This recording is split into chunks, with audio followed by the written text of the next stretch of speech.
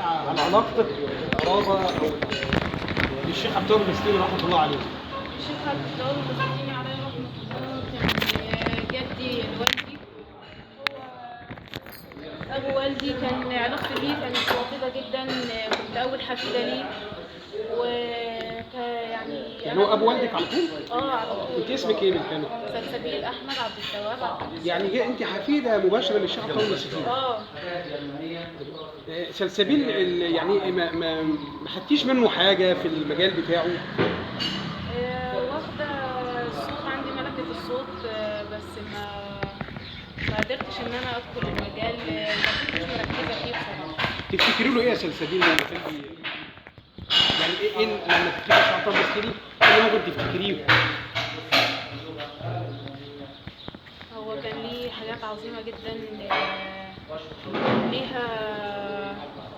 ليها شده وليها قوه. هو كان عنده شده في الصوت، كان عنده تمكن من الصوت كبير. فانا لو قلت حاجه من اللي كان بيقولها الحاجه اللي تقدري، الحاجه اللي تفتكريها، مش شرط بادائه هو، بادائك انت اللي تقدري عليه. الناس هتتبسط جدا على فكره. ان شاء الله اطلع لهم انا لايف واقول وابسطهم باذن الله.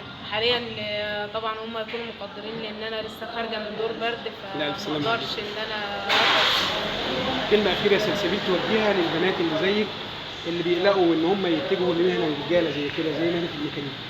لا، يدخلوا وياخدوا الخطوه ويكونوا داعم لنفسهم قبل اي حد.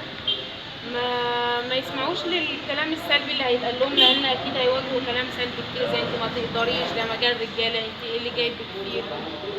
بس يرموا الكلام السلبي ده كله ورا ظهرهم ويبداوا، وان شاء الله يوصلوا لمكانه كبيره. شكرا يا استاذ سبيل، الف شكر.